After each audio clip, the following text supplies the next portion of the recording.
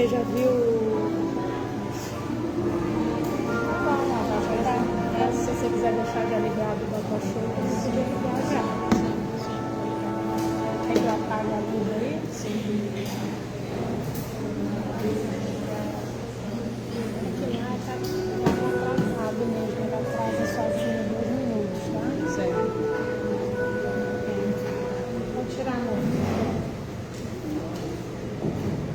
Boa noite a todos, sejamos bem-vindos a mais uma segunda-feira de palestra pública na nossa Escola Espírita Cristã Maria de Nazaré. Sejam bem-vindos também as pessoas que estão pela primeira vez. Como preparação para a nossa prece, nós vamos ouvir a leitura feita por Sônia da página que nós recebemos na entrada. Boa noite. A leitura de hoje é um texto extraído do livro Convites de Sheila, ditado por Sheila ao médium Cleiton Levi. Ante injustiças. É legítima a tua indignação perante a injustiça. Entretanto, não te limites a acusar. Faze algo em favor do injustiçado. É compreensível o teu descontentamento diante da fome que atormenta o estômago de milhões. Entretanto, não te limites a rogar. Faze algo em favor dos famintos do mundo. É justa a tua inquietação perante os conflitos domésticos. Entretanto, não te limites a criticar. Faze algo em favor da harmonia no lar. Para combater a sombra, é necessário projetar luz. Ninguém apaga uma fogueira utilizando um líquido inflamável. Recorda que o ambiente social em que te encontras é a escola em que Deus te situou, a fim de que aprendas a amar. No mundo, procura caminhar acima do espírito de reclamação. Quem soma queixas quase sempre multiplica os problemas por onde passa e subtrai de si mesmo a oportunidade de servir e crescer. Muita paz. E assim, preparados com esta leitura, vamos fechar os nossos olhos, elevar os nossos pensamentos e comungar com o Mestre Jesus. Doce Mestre Jesus, querido companheiro, Maria Santíssima, nossa mãe, mentora de nossa escola espiritual, Maria de Nazaré. Estamos aqui mais uma noite, reunidos no santo nome de Deus, Pai Todo-Poderoso, que nos abraça, que nos acolhe, misericordioso. Neste momento, rogamos que os amigos e benfeitores espirituais possam se fazer presentes como sempre, possam nos acalentar, possam nos acerenar, e que possamos desta forma, Mestre Jesus, em comunhão contigo, manter as nossas mentes e os nossos corações abertos e receptivos para o estudo desta noite. Escolhemos estar aqui, escolhemos estar contigo. Portanto, Mestre, neste momento pedimos a permissão para o início dos trabalhos desta noite. Graças a Deus. Nesta noite, nossa companheira Áurea vai falar, baseada na lei da igualdade, sobre as desigualdades sociais. Boa noite a todos. Com grande alegria e gratidão que estamos aqui, pela oportunidade de estudarmos e podermos dividir juntos esse estudo. Ok? Então, que nós possamos, nessa noite, reunir todos os conhecimentos trazidos pelo Pai, porque eu sou só um papagaio, só uma mensagem, que estou repetindo para vocês, tá bom? Mas eu vou precisar da ajuda de vocês, tá? Ninguém estuda sozinho, E eu vou perguntar algumas coisas e eu vou precisar que vocês me ajudem, tá bom? Bom, nós estamos, então, na casa, estudando a lei da igualdade, que fala no Livro dos Espíritos, né, no livro 3º, capítulo 9. E dentro desse eixo da lei de igualdade, coube-nos falar hoje sobre as desigualdades sociais. Mas antes de entrar especificamente nas desigualdades sociais, eu gostaria de recorrer ao livro dos Espíritos para poder deixarmos claro algo que pode trazer dúvida para a gente, né? E na questão 78 do livro dos Espíritos, tem a seguinte pergunta: os Espíritos tiveram princípio ou existem de toda a eternidade como Deus? Então Kardec faz essa pergunta, né? E ela vai norteando o nosso tema dessa noite, para que a gente possa então entrar nas desigualdades sociais. E aí a resposta dos Espíritos é precisa, onde eles dizem o seguinte: se os Espíritos não tivessem tido princípio, seriam iguais a Deus. Deus criou e cria incessantemente os Espíritos, mas nós fomos criados por Ele e não fomos criados concomitantemente, senão nós seríamos Deus, né? E diante dessa explicação na questão 78 do livro dos Espíritos, nós vamos raciocinar o seguinte: se Deus criou incessantemente, Deus criou espíritos há muito tempo atrás, não é? Há milênios, né? Então nós temos espíritos que a gente pode até dizer assim, tem até a gente brinca, né? Fulano tem um espírito velho. Quem já ouviu isso? Não é? O espírito velho quer dizer no sentido de um espírito antigo, que já tem uma experiência, que já tem uma bagagem. Por outro lado, a gente fala assim, fulano é uma criança espiritual. Né? Uma criança espiritual por quê? Porque tem comportamentos que não condizem muitas vezes, né, com um cidadão do mundo, mas que é um representante do Cristo. Né? Então, se Deus criou e cria incessantemente, nós temos esses espíritos que foram criados há muito tempo e temos os espíritos que foram criados mais recentemente. É claro, fica fácil para a gente entender que esses espíritos que foram criados há mais tempo tiveram mais oportunidades, mais encarnações, mais experiências, não é? E eles então, numa escala evolutiva, eles estarão num patamar mais elevado, onde os espíritos que foram criados mais recentemente ainda estão nas oportunidades reencarnatórias mais iniciais. E esses que estão há mais tempo, que foram criados há mais tempo, eles não saem disparados na frente, eles estão sempre nos dando a mão. Então, por exemplo, um Bezerra de Menezes, uma Madre Teresa de Calcutá, Chico Xavier, eles não caminham e não olham para trás. Eles estão aqui, olha, nos auxiliando, né? Apesar deles poderem estar muito mais à frente, mas muitos deles chegam inclusive a reencarnar para estarem junto dos seus queridos e ajudar os seus queridos na sua evolução. Então, aqui eu chamo a atenção para a primeira parte que eu gostaria que ficasse clara: desigualdade de tempo e experiências vividas através das reencarnações. Então, nós não somos todos, ou estamos todos no mesmo patamar, né? Nós já tivemos, alguns já tiveram mais oportunidades, outros menos oportunidades, mas nós estamos nessa escadinha aqui, nessa escada. E na questão 115 do Livro dos Espíritos, lá está escrito o seguinte: Deus criou todos os espíritos simples e sem conhecimento. Então, no início das encarnações, nós viemos de uma forma mais simples, mais ignorante de ignorar.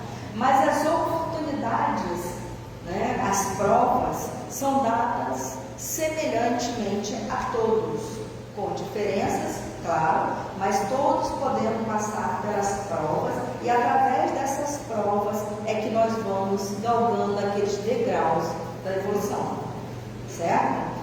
Para ficar claro, apesar de que eu tenho uma pessoa olhando para mim ali, mas eu não vou poder mudar. Para ficar claro, eu vou trazer uma brincadeirinha para a gente, uma coisa muito simples, para a gente poder entender essa questão que eu estou colocando aqui. E eu até falei hoje à tarde o seguinte: gente, desculpa a anteninha, desculpa as coisas simples que eu vou colocar, mas eu sou professora e não tenho como arrancar de mim essa forma simples de trazer um estudo para a gente poder discutir. Então, de forma simples, eu trouxe aqui, para a gente poder entender o slide anterior, dois personagens muito conhecidos nossos, Pedrinho e Joãozinho. Em homenagem a você, eu vou trocar, tá bom? Bom, Pedrinho e Joãozinho são dois jovens que estão em idade escolar, tá? Então vamos criar essa historinha. Os dois vão para a escola e recebem as mesmas oportunidades, estão inclusive estudando na mesma sala, os dois. Porém, Joãozinho, senta na frente, presta atenção na aula, leva as tarefas para casa, faz as tarefas, volta, traz para a professora, faz as provas, se dá bem, consequentemente, nas provas, e assim ele vai dentro daquele ano escolar, chegando ao final com louvor. Pedrinho, por sua vez, o outro personagem, senta lá atrás, fica jogando bolinha de papel no colega, ou então fica mexendo no celular. Quando chega em casa, esconde a mochila e diz para a mãe que não tem tarefa, não volta para a escola trazendo a sua tarefa. E quando chega na hora da prova, acontece o quê? Primeira prova, segunda, terceira, o ano passa. E o que acontece com o Pedrinho? Pedrinho leva pau. Pedrinho não consegue ser aprovado. Por quê? Dois personagens que tiveram as mesmas oportunidades. Joãozinho fez escolhas que o levou a ser aprovado e ele seguiu estudando e se formou e foi até a universidade, pós-graduação, o que ele quis ser, né? Eu troquei, né? Joãozinho que foi, é porque eu tinha feito a história diferente. Joãozinho que foi. Pedrinho, então, ai meu Deus, me confundiu, tá vendo? Quem foi? Foi Joãozinho ou foi Pedrinho? João foi. E Pedrinho ficou.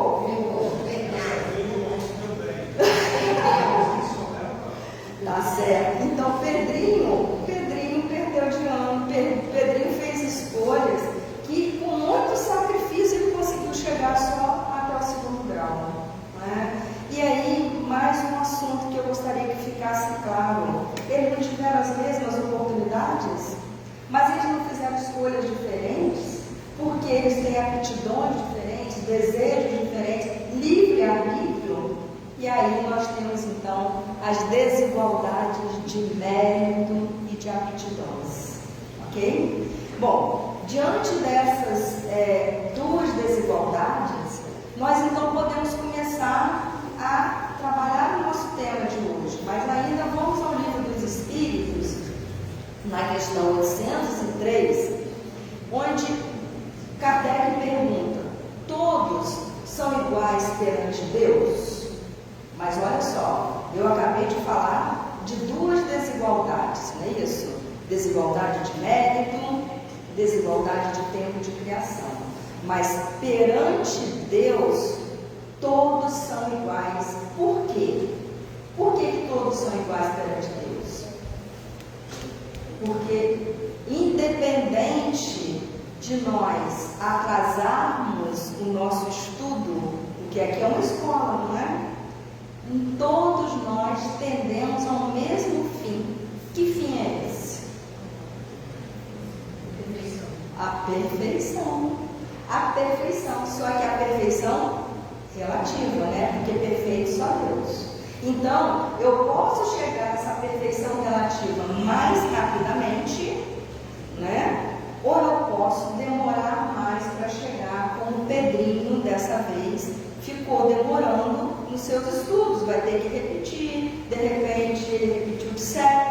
mas Joãozinho foi, paulatinamente. Assim somos nós, dentro da nossa encarnação, dentro das nossas oportunidades. Nós podemos evoluir mais rapidamente, de acordo com as nossas escolhas, ou nós podemos demorar um pouco mais, mas todos nós chegaremos ao mesmo fim. Ali naquele painel lindo que está ali, olha, onde norteia o nosso estudo, o nosso eixo, né, da equipe doutrinária que escolheu, está ali, essa questão está no painel.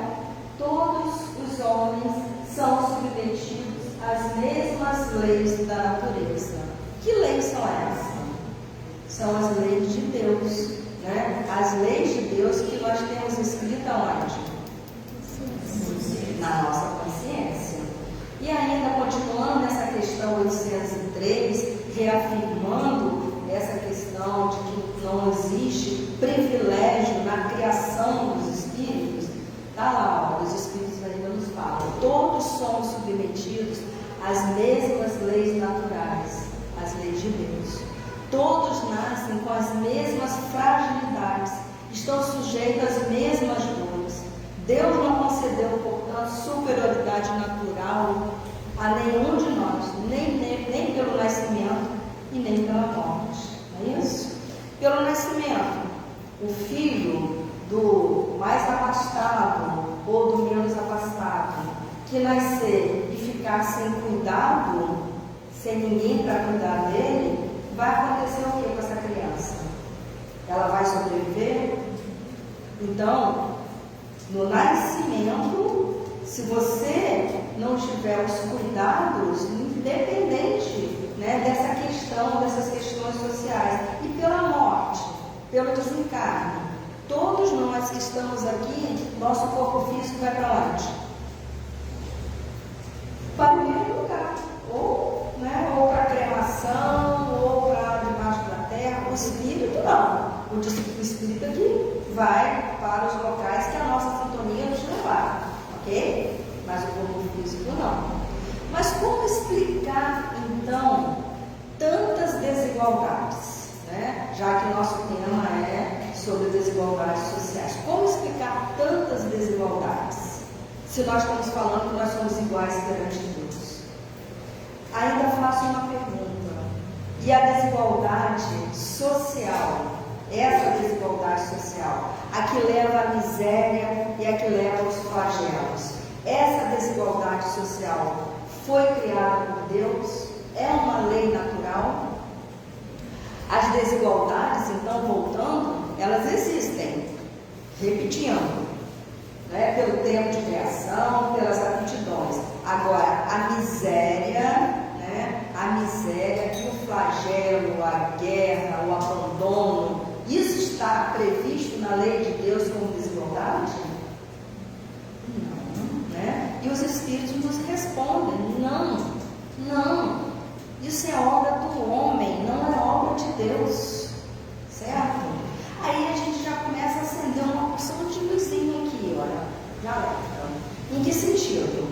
Bom, se nós é que somos responsáveis por esse abismo de desigualdade que existe aí no mundo, qual a nossa responsabilidade diante disso? Da onde que vem? Por que nós somos responsáveis? Aí eu vou contar uma historinha para vocês. Uma historinha que está escrita nas as mais belas páginas da literatura árabe. Tá? E a historinha conta o seguinte: 3 viajantes estavam em viagem e um dia eles acham uma arca de tesouro com muita moeda de ouro dentro da arca. Eles então, na mesma hora, pegam a moeda, pegam o baú de tesouro, levam para o esconderijo para que eles possam dividir entre eles. Porém, chegando lá, depois que eles conseguiram ficar bem escondidinhos, eles perceberam que estavam com muita fome, que tinha mais de 24 horas que eles não se alimentavam. Então, um deles foi designado para ir à cidade mais próxima comprar algum alimento. E ele foi. Só que pelo caminho, começou um monte de minhoquinha vir na cabeça dele. Ele começou a pensar assim: e se eu colocasse um veneninho nessa comida? Se eu colocar um veneninho nessa comida, eu não vou precisar dividir o tesouro. Eu vou poder ficar com o tesouro todo para mim. E assim ele fez. Ele comprou um veneninho e botou nos alimentos. E voltou com a carinha mais sorridente e deslavada do mundo. Só que ele não sabia que enquanto ele estava lá comprando os alimentos, os dois que ficaram também tiveram uma ideia mirabolante. Que ideia? A ideia foi o seguinte: e se nós eliminássemos esse que foi comprar os alimentos? Se nós eliminarmos ele, nós vamos dividir o tesouro só com nós dois. E assim eles começaram a arquitetar um plano. Quando o amigo chegou com o alimento, pimba, os dois eliminaram. E depois de satisfeitos com o plano deles, que eles vão dividir o tesouro, né, eles chegaram à conclusão de novo que eles estavam com muita fome. Então eles fizeram o quê? Comeram o alimento que o outro trouxe. E aí, ó, um caiu para um lado, outro caiu para o outro, e o outro já estava caindo na outra. Resumindo, quem ficou com o tesouro? E essa lástima toda que aconteceu aí foi por conta de quê? Qual é o mal que está embutido nisso tudo? O egoísmo que leva à ganância, que leva à usura, que leva a todos os outros vícios. Mas o primeiro de todos os vícios é o egoísmo. O egoísmo é onde deriva todo o mal. Então nós não estamos falando de desigualdades sociais. Essa desigualdade que leva à miséria, ao flagelo, à guerra, da onde que deriva isso? Do egoísmo do homem, né? Do egoísmo do homem. E esse egoísmo é um ato, é um vício. Vocês sabiam que o egoísmo é um vício? Quem sabia que o egoísmo é um vício? É um vício, é um hábito. Você vai ficando cada vez mais, ó, repetindo, aquele comportamento, você está coberto por esse vício, ok? É o ato de uma pessoa colocar o quê? Os seus interesses, as suas opiniões, os seus desejos, as suas necessidades em primeiro lugar, em detrimento das demais pessoas e do ambiente que se vive. Vocês já viram isso acontecer, gente? Ou eu estou contando aqui uma novidade? Não é? Bom, o egoísmo, ele gera o orgulho, a ambição. Olha aí que nós acabamos de falar a historinha. A ambição, a inveja, o ódio, o ciúme, a cupidez, que é a cobiça, provoca dissensões, destrói a confiança e ainda faz do amigo, do irmão, do inimigo. Quem já ouviu falar sobre famílias em que os patriarcas falecem e que deixam uma grande herança e depois esses 10 filhos precisam dividir esses bens? Bom, esses bens sendo divididos, alguém se sente injustiçado, fica feliz ou infeliz, ou fica todo mundo bem, feliz? Ah, que bom, fiquei com essa parte, aquele outro ficou com aquela outra parte. Quem é advogado sabe, né? Como que é isso? Como é que termina isso, gente? Termina bem? Essas partilhas terminam bem, todos felizes? Ou muitas vezes um irmão se torna um inimigo do outro irmão, dos outros irmãos? Hoje à tarde eu falei, não vou citar nomes, eu conheço uma família, nós conhecemos, né, Maria, onde está acontecendo exatamente isso.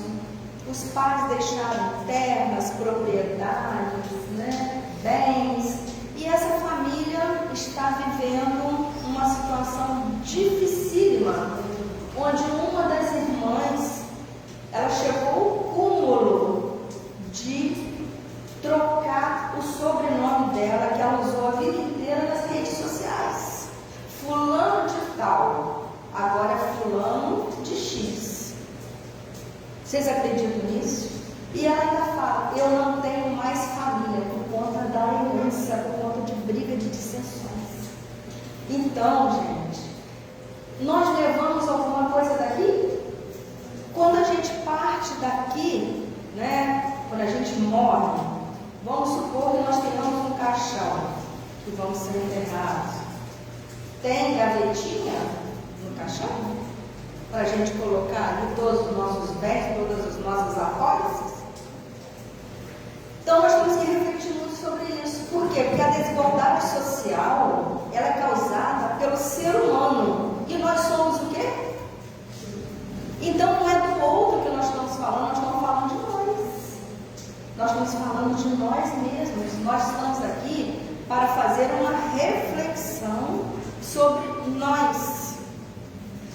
O orgulho, a Laura, que causa isso tudo. O egoísmo, onde você quer juntar, amealhar, prejudicar o outro, independente do que ele esteja necessitando para atender o que você quer, as suas necessidades.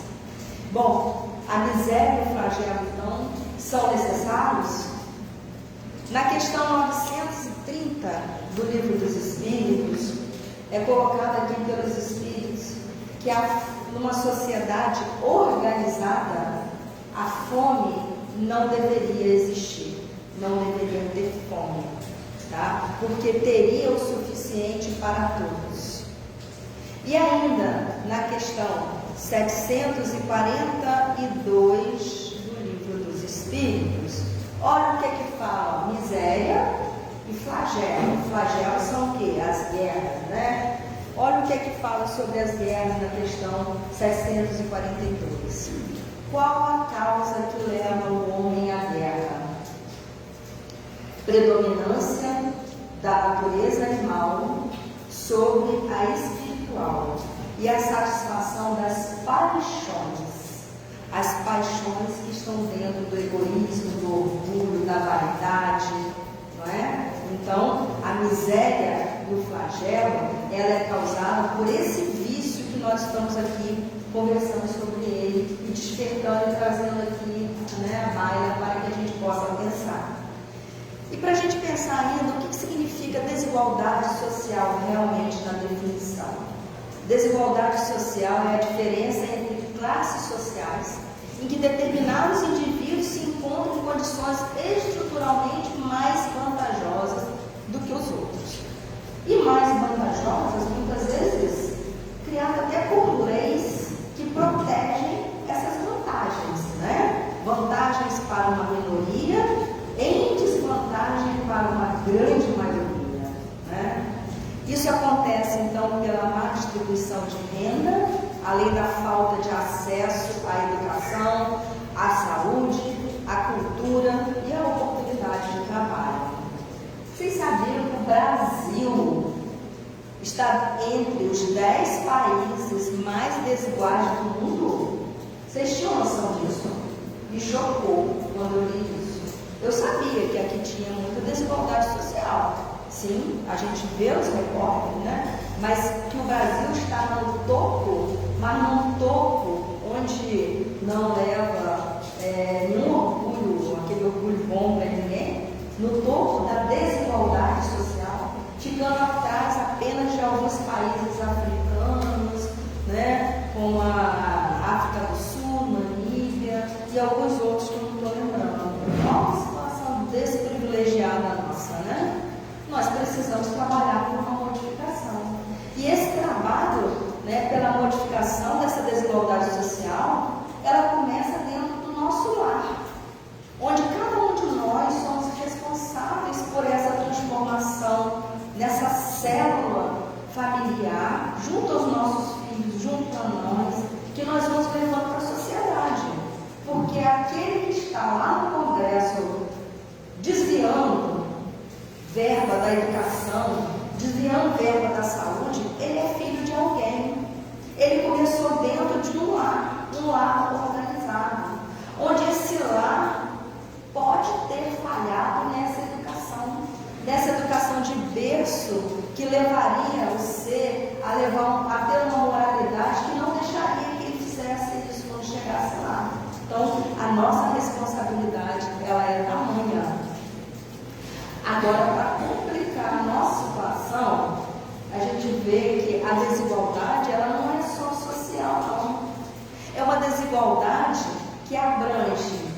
desigualdade de raça e desigualdade de gênero, onde se tem preconceito se você é homem, se você é mulher, se você é homossexual, se você é transexual, se você, o gênero que você escolhe para viver ou que você vem de natureza. Mas que a gente tem que respeitar o desejo do outro, a vontade do outro, sem julgar, né? Mas vamos falar de gênero entre homem e mulher. Entre homem e mulher, na sociedade, ainda existe desigualdade. Por isso, o 8 de março, nós estamos no mês de março. 8 de março é o Dia Internacional da Mulher, e a gente às vezes se pergunta, por que a gente ainda comemora essa data? A gente comemora essa data, ou a gente lembra dessa data, porque ainda é necessário corrigir muitas desigualdades de gênero. A mulher, vocês sabiam que a mulher, hoje, dentro da sociedade, ela está estudando muito mais do que o homem. Por quê? Porque para ela conseguir um lugar ao sol, ela tem que provar muito que ela é boa. Caso contrário, ela não consegue entrar no serviço. Com 25 anos, em média, entre homens e mulheres, existe uma estatística, eu botei aqui, olha, 21% das mulheres estão no ensino superior. Entre os homens, somente 16,8%. E as questões salariais? As questões salariais são vergonhosas. Por quê? Ocupando o mesmo cargo, porque você é mulher, o outro é homem, ele ganha, se eu não me engano, é 21% a mais no salário do que a mulher. Dentro de uma sociedade organizada, isso deveria acontecer? Perante Deus, nós vimos aqui, nós não somos todos criados iguais? Vocês sabiam que o Espírito não tem sexo? Que hoje nós estamos encarnados como homem, mas na próxima eu posso vir como mulher? E se eu não luto pela igualdade, na próxima, quando eu vier como mulher, eu vou estar dentro da desigualdade social batendo na minha cabeça. E ainda, a desigualdade de raça, porque a pessoa tem mais melanina na pele, ela não tem raciocínio e capacidade para estar ocupando determinados cargos. E aí, gente, é por isso que dentro da lei reencarnatória, como o espírito não tem sexo, o espírito não tem raça, eu na próxima vida posso vir preta, posso vir com a pele vermelha. Esse negócio de sangue azul, sangue puro correndo nas veias, isso não existe. Isso é orgulho de raças que ficam aí se matando, como a gente vê nos noticiários, porque ele tem o sangue puro e o outro não tem. Isso é desigualdade, meus amigos. Desigualdade social, desigualdade de raça, desigualdade de gênero. E nós que estamos aqui dentro do Espiritismo, nós não podemos permitir que esse vício, que esse orgulho permaneça em nossos corações. Nós temos, o livro fala claramente no livro dos Espíritos, nós temos que combater esse mal dentro de nós, porque o vício do egoísmo, do orgulho, é um mal. E é o grande mal da sociedade. Para que a gente possa refletir um pouquinho sobre isso que eu estou falando aqui, eu trouxe uma musiquinha numa caixinha de som assim. Vocês não reparem, tá bom? Reparem mais do que a gente se propõe aqui na música, mas eu vou botar a música assim mesmo, tá bom? Essa música, Porque Te Detens, ela tem uma letra que nos faz assim, pensar muito, refletir muito sobre essas questões que nós estamos falando aqui da desigualdade. Eu vou ler só a primeira estrofe para a gente ver. Ó, por todo lado, fome, solidão, e eu me permito ficar congelado. Quer dizer, me permito ficar parado, sem fazer nada, né? Sobre, vamos botar entre aspas, um véu de timidez. Perdidos os apelos do supérfluo, sem pensar no que é necessário, quer dizer, perdido aí nas coisas do mundo. Então vamos ouvir junto?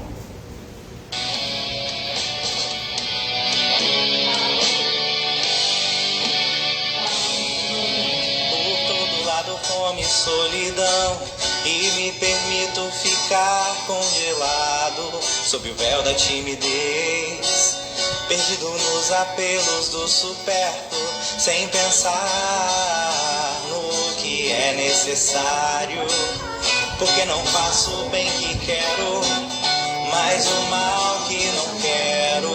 Esse passo, os tempos são chegados. Eu queria parar só um pouquinho aqui. Essa frase me pegou. Porque não faço o bem que quero. Por que não faço o bem que quero? Mas o mal que não quero, esse faço. É de quem essa frase? Não é? Ó, e vem. E ela está aí para a gente pensar. Por que não faço? Acontece isso com vocês, não? Às vezes a gente já quer fazer o bem, mas a gente se sente amarrado. Muitas vezes não faz. Não é? Fica parado, fica congelado. E o bem que eu não faço é o mal que eu faço, porque deixar de fazer o bem causa o mal. Então eu vou voltar só um pouquinho aqui para não perder. Faço o bem que quero, mas o mal que não quero. Esse passo, os tempos são chegados, este é o momento de agir o bem, de elevar os sentimentos e ouvir o chamado. Brilha a vossa luz, o futuro é agora e muitos batem a sua porta. Porque te detens, o próximo te chama e o futuro é mesmo agora. Porque te detens.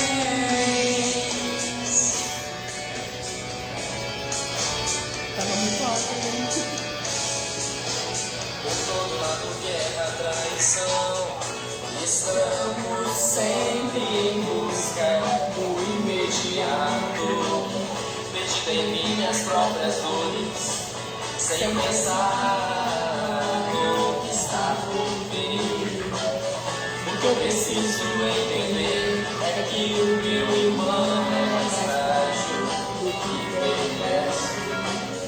Os tempos são chegados, esse é o momento de agir no bem, de elevar os sentimentos e ouvir o chamado. Brilha a vossa luz. Quem mandou brilhar a luz de cada um de nós? Quem? Quem que nos orientou para deixar brilhar a vossa luz? Jesus, não é?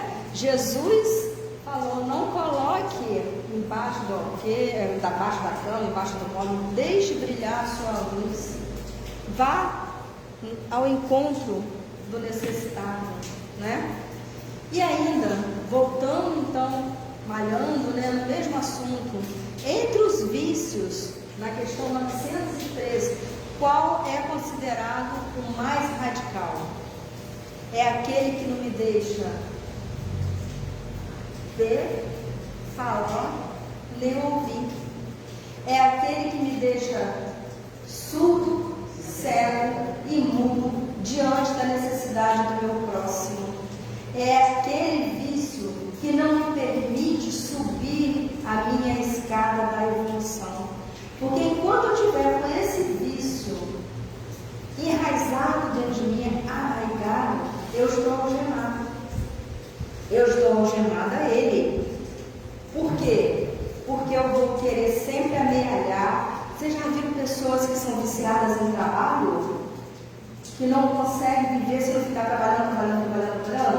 E por que trabalha tanto? É pelo bem do próximo? Você tem que ver isso. Cada um tem que analisar. A evolução, ela é individual. Ela, claro que é coletiva, no sentido de que cada um faz a sua parte, mas sempre tem aqueles que estão lá na frente e vão ajudando aqueles que estão na retaguarda. Mas se a gente disser, não quero, você fica. E na semana passada, né, que a gente esteve aqui, foi falado sobre a semente que é lançada no solo. Essa semente pode ser lançada no solo pedregoso, no solo fértil, e essa semente pode brotar ou não. Em que sentido que Carlinhos falou isso? Carlinhos falou isso no sentido dos tempos que são chegados, onde nós estamos deixando de ser um mundo de provas e expiações para um mundo de regeneração, onde aqueles que não estiverem de acordo com esse novo patamar vão ser degradados para reencarnar em mundos de acordo com o seu patamar evolutivo. Então, nós que já temos a tecnologia, que estamos nesse mundo aqui, com tantas facilidades, nós queremos voltar para reencarnar na Idade das Pedras? Hein? Já pensou sem luz, sem água encarnada, sem internet, né? Sem os aparelhos eletrônicos que tanto nos ajudam dentro da casa ou no trabalho? Você já pensaram nisso? É isso que a gente quer? Então, na questão 785, Kardec pergunta aos espíritos qual o maior obstáculo ao progresso. Mas qual progresso? Esse progresso intelectual? Não. Esse progresso intelectual ele está indo. Mas e o progresso moral? Então, o maior obstáculo ao progresso moral, segundo aqui o livro dos Espíritos, questão 785, é o orgulho e o egoísmo, onde, para que nós possamos voar, alçar o nosso voo no sentido da evolução, nós precisamos estar com as duas asas equilibradas. A asa do intelecto, sim, mas também a asa da moralidade. Então, nós estamos voando, mas não estamos voando direitinho, não. Nós precisamos melhorar essa outra asa aqui para que a gente possa alcançar esse novo reino, né? Para que nós possamos alcançar esse mundo de regeneração que nós estamos para nos transformar aqui na Terra, onde aqueles que não estiverem preparados para estar aqui não vão reencarnar aqui na Terra, segundo os espíritos desse planeta, vão reencarnar em outras situações mais dolorosas, mais difíceis, onde terão oportunidades também de seguir, mas vai demorar mais tempo na espiral das reencarnações evolutivas, né? Bom, e aí, como eu falei sobre nossas responsabilidades, a nossa responsabilidade enquanto espírita é refletir o quão de egoísta eu estou neste momento da minha reencarnação, da minha vida, da minha encarnação. O que eu estou fazendo para melhorar essa condição social que não depende só de políticos? É claro que eles estão ali fazendo muitas doideiras e eles vão ter responsabilidade por isso, mas e eu? O que eu posso fazer? Não tem aquela história da gente ter a vassoura e varrer a nossa calçada? Eu estou varrendo a minha calçada? Como que eu estou na fila do pão do egoísmo? É para a gente pensar. Nós estamos arrebentando as nossas algemas que nos prendem nesse vício, ou nós estamos cada vez mais nos enrolando nessas algemas?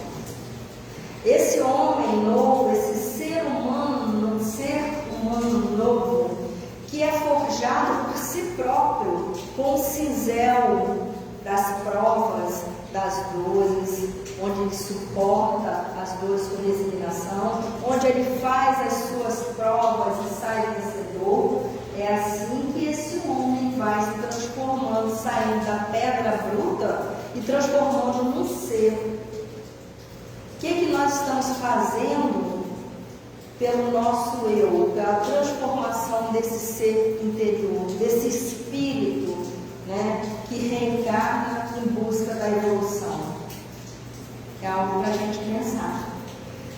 Nós precisamos entender que nós somos irmãos, filhos de Deus, independente de cor, de raça, de berço de nascimento, né?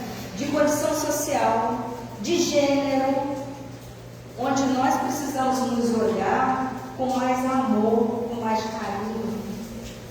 Na caridade, no meio da caridade e de amor, é essa que entra em oposição ao egoísmo, certo? Essa lei, né, que Jesus veio nos trazer. E essa desigualdade desaparecerá um dia, meus amigos? Será que nós vamos ficar sempre com esses problemas que nós estamos vivendo aqui, ou isso vai deixar de acontecer? Como nós estamos falando aqui, nós não vamos ter um patamar diferente de mundo daqui a pouco, um mundo de regeneração, e lá no livro dos Espíritos, na questão 16, está falando isso. Só as leis de Deus são eternas. Não às vezes, quer dizer, essa desigualdade, não às vezes desaparecer pouco a pouco, todos os dias. Olha a Lei Maria da Penha. A Lei Maria da Penha já é uma lei que protege aquela mulher que ainda está sob o domínio de um marido cruel. Só que hoje ainda a gente vê nos noticiários, toda hora vem pipocando alguma coisa nesse sentido, mas já existe a lei, né, que antes nem existia. Então você já está vendo desaparecer pouco a pouco.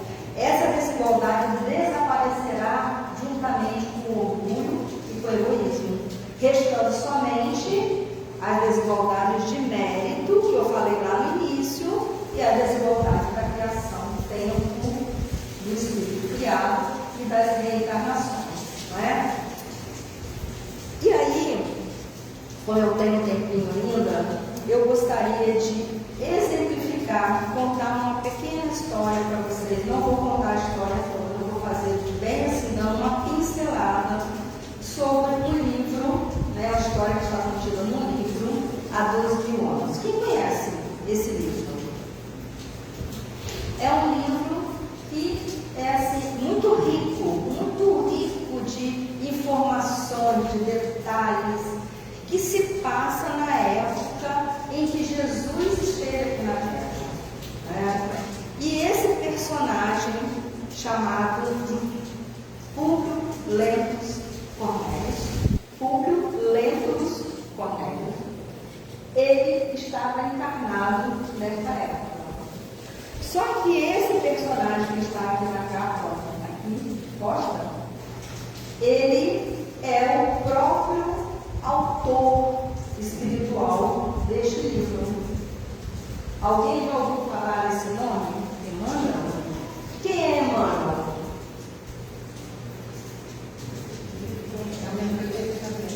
É o cantor espiritual de Chico Xavier, né? E esse livro foi ditado por Emmanuel a Francisco Cândido Xavier.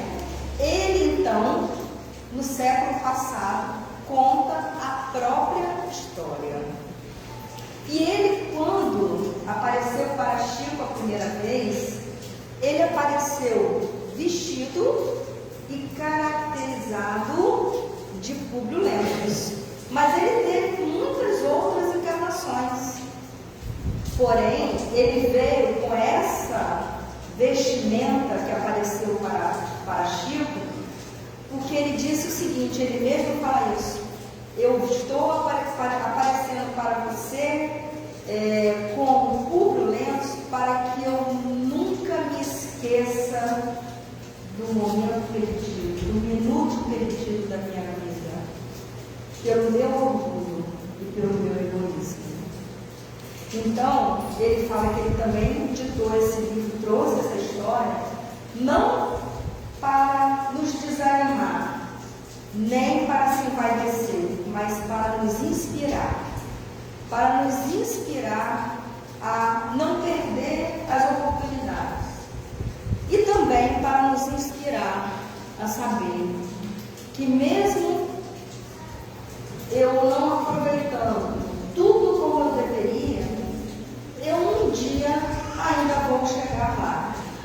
Assim como ele, hoje é o mentor de Chico, mas ele precisou, por ter desperdiçado há 2000 anos atrás, ele precisou passar por várias outras encarnações e vários outros sofrimentos que ele poderia não ter passado. E a história dele é a seguinte: esse Públio Lentulus, ele recebeu de herança, ele herdou o título de senador romano. E como senador romano, todas as regalias daquela época vieram junto, era herdado, era passado de pai para filho. Ele então nasceu num berço onde tudo isso veio de bandeja de presente para ele. Então ele cresceu cultivando o orgulho e o egoísmo. Porém, ele teve uma deixa, né, do plano maior, onde ele reencarnou ao lado dele um espírito de luz, né, que foi ser a sua esposa, a Lívia. A Lívia é um espírito muito mais adiantado que ele. Lembra que eu mostrei a escadinha? Ela voltou e reencarnou ao lado dele porque ela o ama pela eternidade e veio para ajudá-lo. E ele seguiu, né, a vida dele, casado, porém eles têm uma filha. E essa filha, na pré-adolescência, começa a apresentar uma doença na pele que era incurável para a época, que era a lepra. E ele usa todos os recursos financeiros que ele tem na época, leva médico, chama tudo quanto é profissional para tentar resolver o problema da filha, mas a lepra não tinha cura. E ele começa a ter um abalo moral dentro do seu orgulho, né? Ele tem uma filha, ele é um patrício romano e ele tem uma filha com lepra. Ele fica muito abatido com isso, e até que um dia um outro senador amigo dele aconselha a mudar de Roma, buscando paragens mais amenas, mais frescas, com outro ambiente, que talvez a filha pudesse até se curar. Ele é aconselhado, não, aí para Cafarnaum. Ele vai morar em Cafarnaum, próximo ao lago de Genezaré. Lá ele começa a ouvir rumores sobre um certo Galileu que estava naquelas paragens. E esse Galileu tinha uma fala fácil, agradável, sábia, e ele arrastava multidões para ouvir sua fala. Mas além disso, ele curava. E ele não acreditou nisso. Ele perguntou a um, perguntou a outro, e os patrícios romanos falaram que isso aí é um mago que existe por aí, como tem um monte de mago. Nós, no nosso pedestal, não podemos dar ouvido a isso, nós temos deuses que nos ajudam. Nada disso. E ele foi alimentando, né, isso, mas ele ouvia, mas não deu crédito. Até que a filha foi piorando severamente, já estava a ponto de desencarnar. Mas na casa dele trabalhava uma serviçal chamada Ana. E a Ana participava das reuniões onde Jesus fazia suas pregações. A Ana então vinha trazendo todas as informações para Lívia. E Lívia, que era um espírito, né, de alto escola, ela acreditou e ia absorvendo aquelas informações. A Lívia então sentiu o desejo de procurar Jesus, mas dentro, né, da casta dela, ela não poderia sair sozinha em busca de um Galileu. Ela então pede ao marido. O marido recusa, porém quando ele vê que a filha está praticamente moribunda e que aquele seria um dos últimos desejos que ele poderia fazer para vender uma mãe em desespero, ele resolve ir, mas dentro das seguintes condições que ele foi procurar Jesus. Na calada da noite, no entardecer do crepúsculo, começando a noite, ele sai como se fosse passear às margens do lago de Genezaré. E ele começa a pensar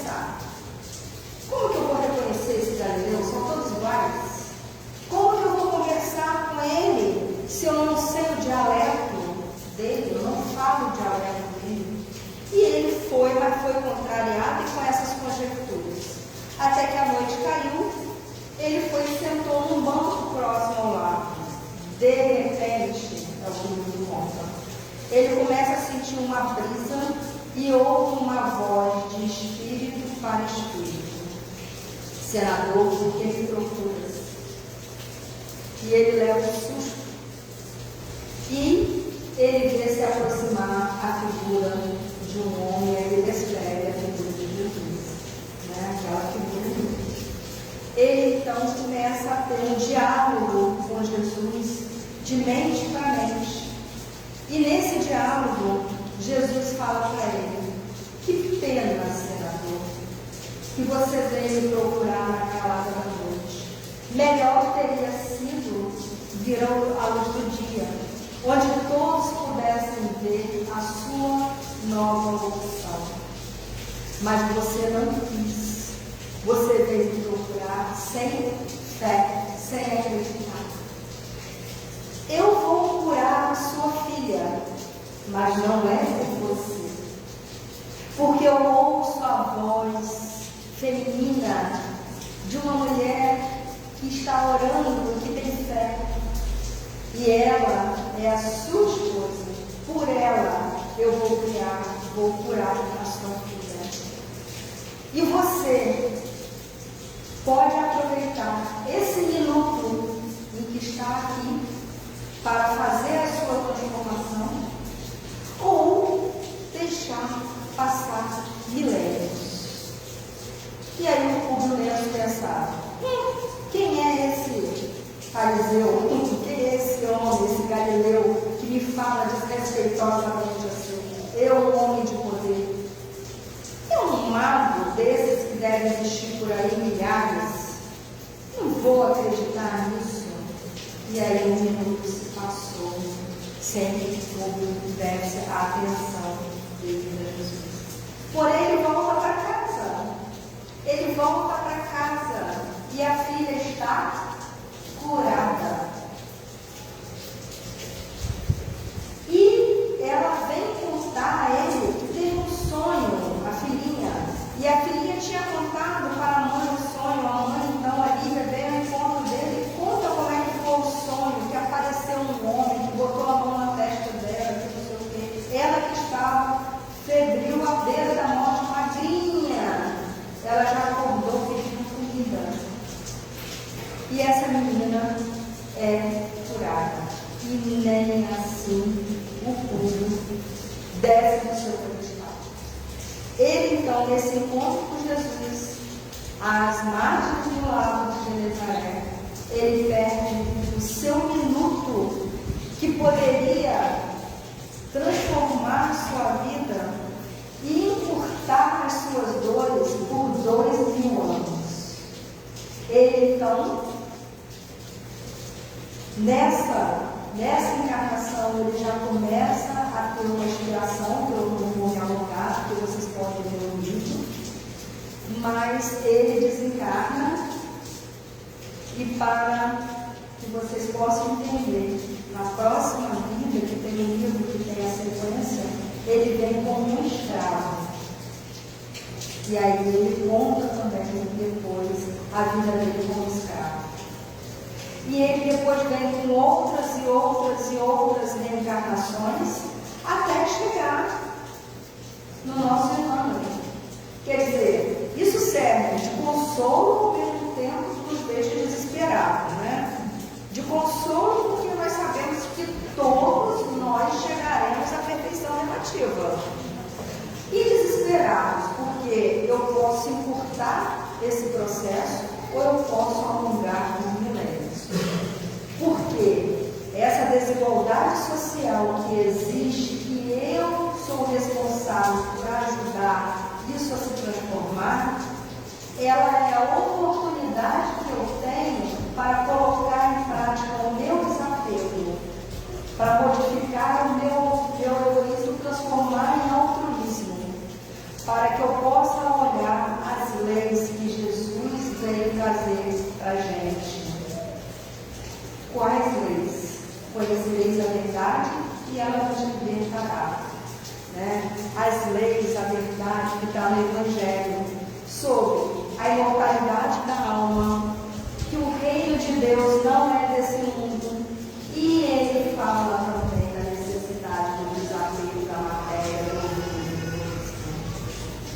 Meus amigos, se nessa noite nós retornarmos para os nossos lares, repensando o nosso comportamento frente à vida, frente às oportunidades de mudança, repensando sobre a questão do nosso orgulho, do nosso egoísmo, a quanto está, se eu sou orgulhosa ou não, se eu sou egoísta ou não, o que eu posso fazer para modificar? Se eu voltar para casa hoje pensando por um minuto que seja sobre esse assunto, já valeu essa conversa nossa aqui essa noite. Muito obrigada.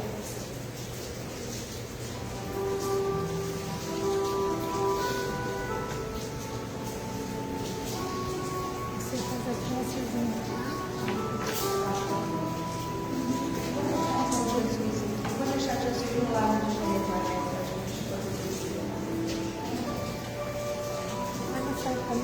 Então, vamos fechar os nossos olhos. Após esse chamamento que nós tivemos nessa noite, que os livros nos trazem, que a história, que os Espíritos, através do livro dos Espíritos, nos trouxe tudo isso, já deixou o nosso coração preparado para esse momento. Que nós possamos, então, Mestre Jesus, inspirados em Ti, retornar essa noite para os nossos lares, com os nossos corações repletos de desejo de encontrarmos a Ti, repletos de desejo de fazermos as modificações necessárias na nossa vida, encurtando assim o nosso caminho até essa evolução, a essa perfeição da partida. Que nós possamos, ó Mestre, deixar brilhar a nossa luz, e cada um que veja a nossa luz brilhando da humildade, da caridade, do trabalho em direção ao próximo, possa se inspirar também a deixar brilhar a luz deles, porque todos nós temos essa capacidade. Fica conosco, Senhor Jesus, obrigado por essa noite, obrigado por tudo que nós temos, pelo esclarecimento, pelas oportunidades. Que assim seja. E assim encerramos neste momento a primeira parte dos trabalhos desta noite, agradecidos por toda esta oportunidade bendita. Graças a Deus. Vai falar do seminário?